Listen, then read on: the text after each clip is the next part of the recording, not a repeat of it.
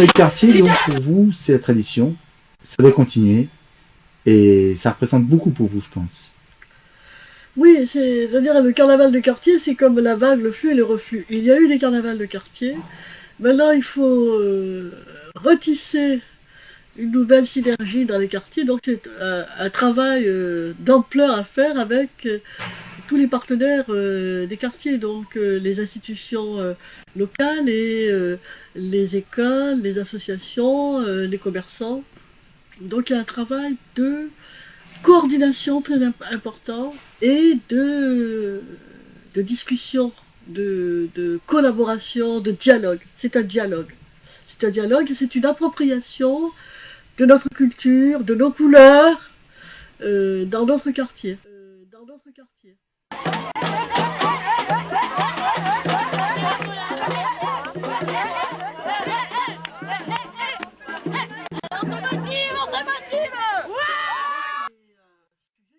C'est un sujet qui avait été peint et réalisé par mon père. Et donc ces couleurs de carnaval. Et alors au-dessus, il y a un masque assez particulier parce que ce masque n'est pas du tout niçois. Je l'ai acheté, je l'ai trouvé au Brésil, à Olinda. Et regardez les liens entre les couleurs. Sans le savoir, le carnavalier d'Olinda et le carnavalier de Nice ont utilisé les mêmes couleurs. Vous voyez que le monde, c'est pour ça que Carnaval sans frontières, que j'ai créé, et qui relie un peu les carnavaliers, les artistes du monde entier, à toutes ces raisons d'être. C'est pour ça. Et ça fait partie du patrimoine, de l'art populaire du carnaval niçois. Il existait à Nice, grâce à Gustave Adolphe Mossa, grâce aussi à des peintres comme mon père, dont tout le monde reconnaissait les qualités. Il existait un style, un art, un label du carnaval niçois qui ne doit pas disparaître comme le Pampalien.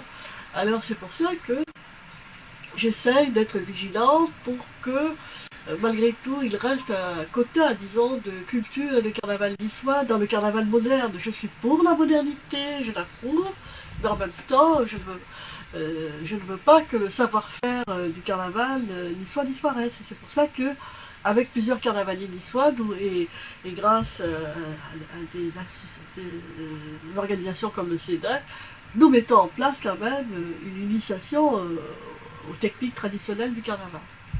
Ce masque est une reproduction un peu du fameux empereur du Mexique, l'archiduc d'Autriche, qui avait été assassiné. Donc là, le carnaval était un exorcisme contre le pouvoir. Des diamants à l'intérieur, on dirait des diamants, non, dans la barbe. Oui, ils ont des... Ouais, ouais, c'est ça, des diamants, faux. Hein. Non, j'imagine.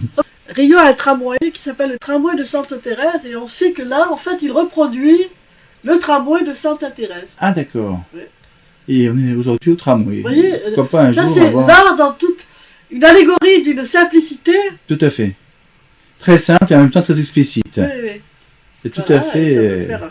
d'actualité, si j'ose dire. Ça peut faire un... Par rapport au tramway, voilà. Ah oui, extraordinaire. Ah oui, un beau masque. Ça fait un beau masque. Dans l'île de Pâques, 700 têtes comme ça, qui sont éparpillées dans différents coins de l'île de Pâques. Et elles ont été... alors certaines sont debout, pas beaucoup. Et les moailles, on les appelle. Et ils ont été abandonnés. Ou alors d'autres sont carrément allongés dans la terre, sur le sol. Et alors c'est très très impressionnant de voir cette île où il y a tant de grosses têtes.